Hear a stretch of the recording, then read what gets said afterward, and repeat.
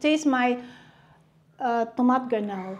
You have to tell them that that is one of Belgian aperitif. Ja, dat is one of Belgian aperitif. Kroketjes. Kroketjes zijn altijd goed. Warm.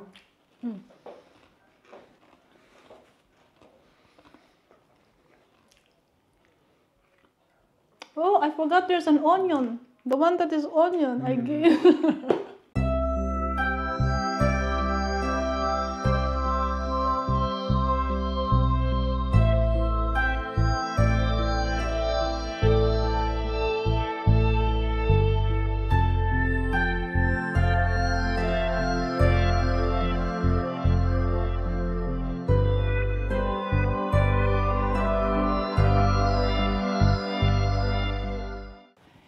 Good day, Kanet friends. Today, papakita ko sa inyo yung isa sa mga, ano ba yun? Aperitifs, yung mga pre-prepare ng mga Belgian. Kapag kunyari may mga feasts or kaya family gathering, yan, piniprepare nila yan.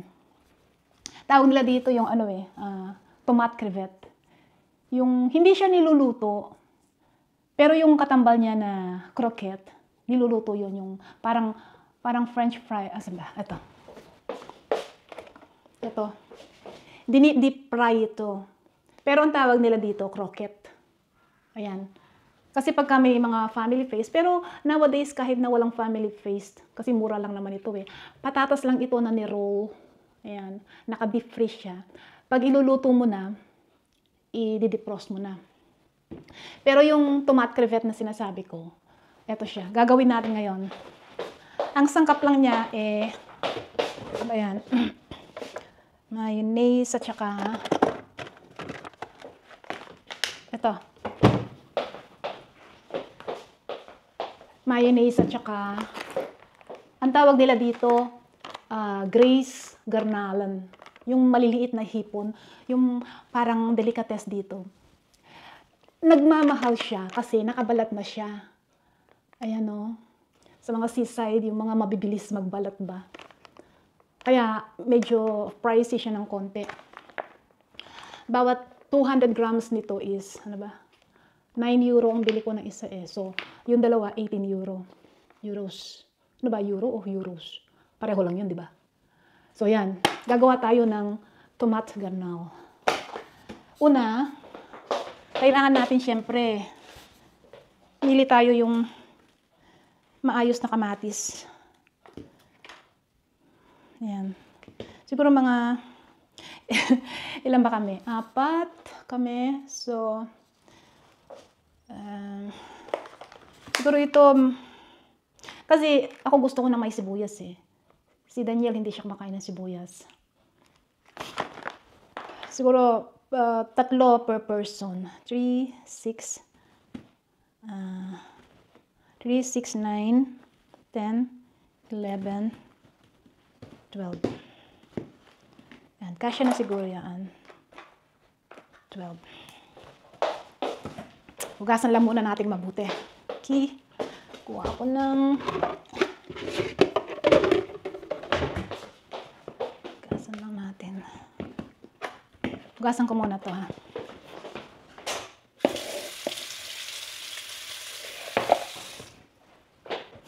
Yan.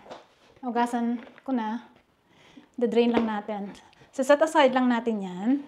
Kala mo naman talagang cooking cooking vlog eh.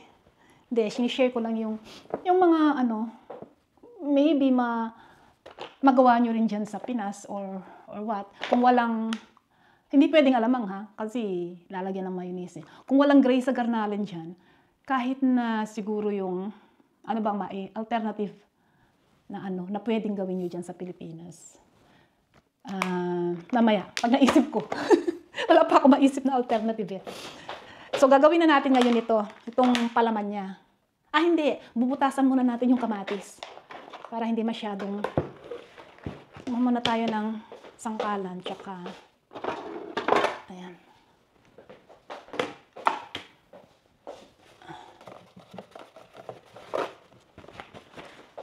Kailangan tuyo siya eh. Ito yung tuyo. Ito, makailan ko na pong kinlorox itong ano siya ng carrots. Parang mancha ng carrots ba? Naghiwa ako kahapon ng tsaka mangga. Habang kukunin ko dito. Ay, hindi. Kukuha ako ng lalagyan. Ayan. Kailangan kasi sa sa sapad na lalagyan siya. Tapos, kuha din ako ng lalagyan ng buto. Ayan. So, ang gagawin, simple lang naman eh. Walang luto-luto dito. Yun lang kroket. Ito lang ang iluluto. So, aalisin lang natin yung ulo. Pero syempre, dahil magagamit pa itong mga ulo nila. Kunyari, pag naggisa ako ng, kailangan ko ng kamatis. Tsaka itong loob aalisin. Kailangan ko ng kutsarita.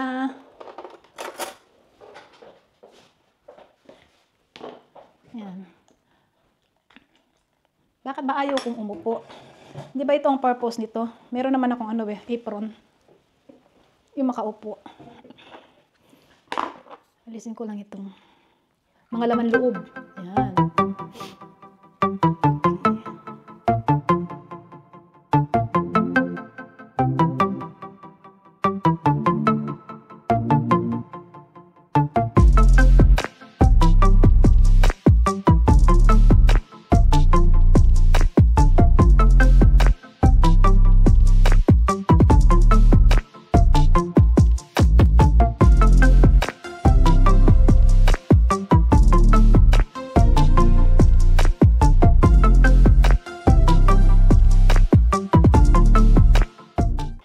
Ayan. Natapos ko na silang, yung tomato, natapos ko na siyang alisan ng mga laman loob, ng mga buto. Ano ba yan? Laman loob? Napaka, naman yan? Yung mga buto, naalis ko na yung buto. Tapos, maghihiwa ako ng sibuyas. Kasi, mas gusto ko yung merong, hindi puro garnalan eh. Pero sila, mas prefer nila yung walang sibuyas. Kasi, lalo na si Daniel. Hindi siya kumakain ng may sibuyas. Meron akong kasama dito mga aswang. Hindi pala, isa lang pala. Pero alam niyo ba na marami dito sa sa Belgium na hindi sila kumakain ng sibuyas tsaka bawang. Isa na doon si Daniel. Alam ko, nasabi ko na ito eh. Pero sa tuwing magluluto kasi ako nababanggit ko pa ulit. Wala akong pulang sibuyas na bulok. Medyo paunti-unti ng papainit ng temperature dito sa Belgium. So,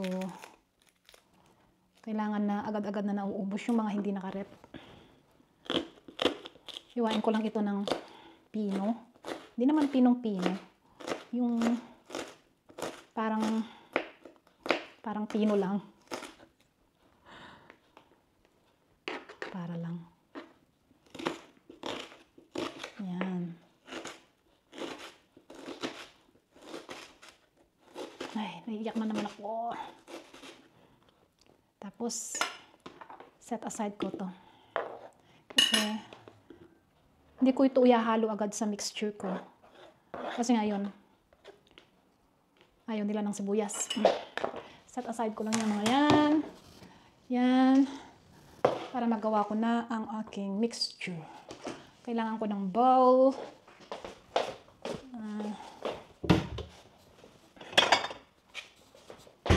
Kasya ba dito?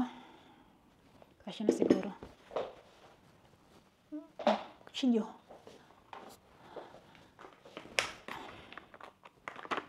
Saan ba? Bukasan ito. Ito maganda sa mga produkto nila eh. Sealed na sealed siya.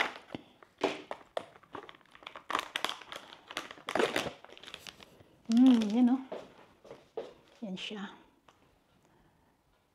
Merong mga professional na yung talagang tagabalat nito. Nakita ko sa documenter na reportage na ang bibilis nila yung ganun. Ganun. Pero ang bibilis nila. Yan lang. Actually, hindi na kailangan lagyan ng asin tsaka paminta. Kasi maalat na ito eh. Maalat na siya. Isa pa.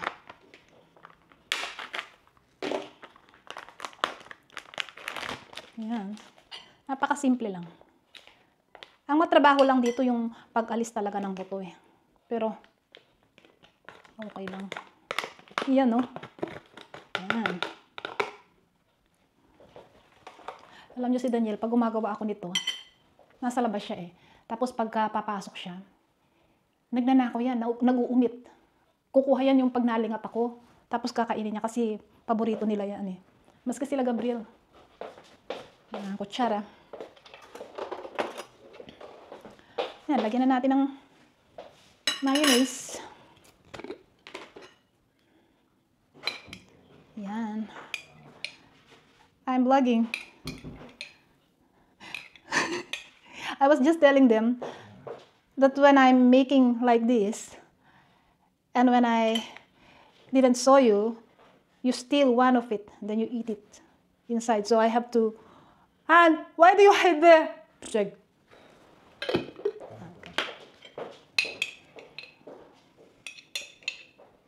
Masok na siya. Pero nandito ako eh. At saka hindi pa nakagawa eh. Pero kung nakita na niya na nakagawa, ay. Kung isa lang o dalawa, patay na. Yan. Tapos, haluin lang. Paper ko.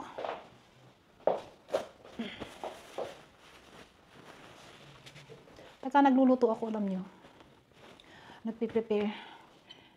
Yung 4 na kitchen paper na gagamit ko. Yan. Yan lang, ganyan lang, oh. Mamaya ako ilalagay yung sibuyas, yung sa akin. Kasi gusto ko nga yung sibuyas. Hindi ko na ito lalagyan ng, ng paminta at saka ng asin. Kasi parang maalat na yung eh. Yung garnal. Garnal ang tawag nila dito. Garnala. Grace garnalam. Grace kasi gray. Yan. Oh, tapos, alam nyo na kung ano susunod. Di ba? Parang nalologic nyo na. Yun.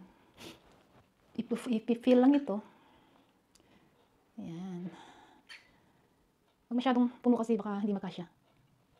Pero pag natatansya ko na kasya na. Yun, sinasaksak ko na. Yan. Yan. Tsaka pagka may face, parang ang ganda niyang tingnan. Yung ilalagay mo sa isang malaking bandyahado na tray, tapos lalagyan mo ng mga green-green sa gilid-gilid. Parang siyang festive na tingnan. Kasi pula, tapos garnal. Yan siya. Patitigman ko si Daniel ng isa mamaya. Kasi ako ayoko pa. Bali, ano na kasi ito, hapon na. Maghahapon na kami. Pero hindi ito kasya. Magpipilito ako ng sausage kasi, tsaka croquette. Normally, aperitif ito. Pero, hindi naman, wala namang feast na yun eh. So, ito na ang dinner namin. Apa, seselan na lang. Seselan. Yung seselan sa Kapampangan eh. Ano pa bang, hindi ko alam sa Tagalog yung sesela na kamo. Yung mga Kapampangan dyan, baka alam yung, sa Tagalog yung sesela na kamo. Pag sinabing sesela na kamo, yung, ano pa, parang ano pa ba ang gusto mo? Ano pa ba ang gusto mo? Ay, diba? Diba yung dinadaldal ko? Pasensya na po, daldal na ako ng daldal. Basta, di baling, ang tao naman kasi, my opinion, my own opinion, kahit na 1,000,000 at 1,000,000 ang sabihin mo, kung medyo productive naman at saka hindi ka nakakasakit, yun eh. It doesn't matter. Pero kahit na 2 lang words ang sabihin mo, pero nakasira ka ng tao or nakasakit ka ng damdamin, that's more worst. So,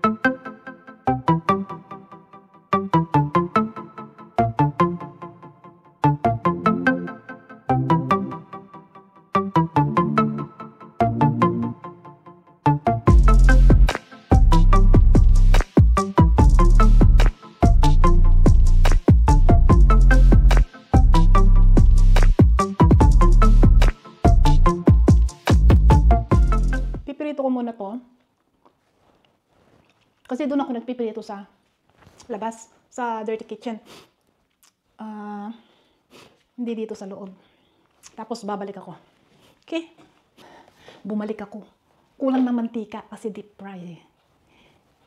Tignan nyo itong Hindi pa rin siya nabawasan, no?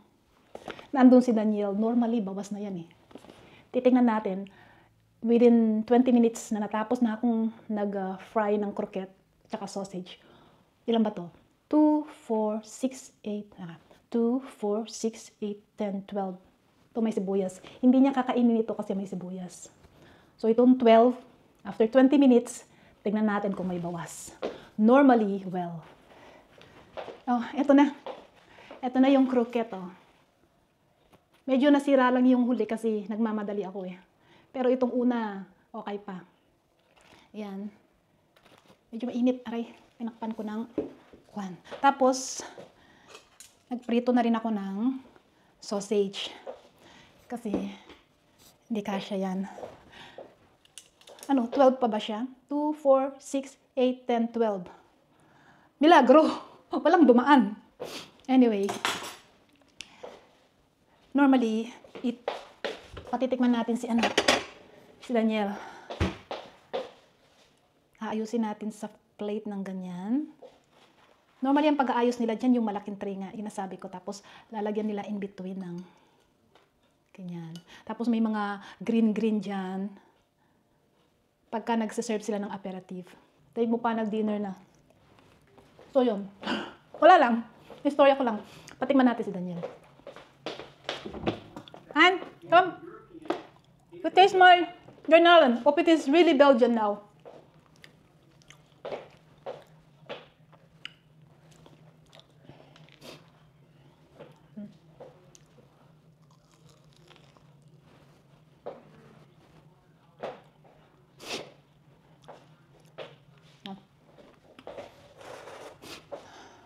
Zo lang. Amerika is meer geïnteresseerd in Europa. Alleen in Azië. I'm taking my vlog now. It's on, Alehan, it's getting cold. Yeah. I have to taste my tomat garnal. You have to tell them that is one of Belgian aperitif. Ja, dat is wel een Belgian aperitief. Kroketjes. Kroketjes zijn altijd goed. Warm.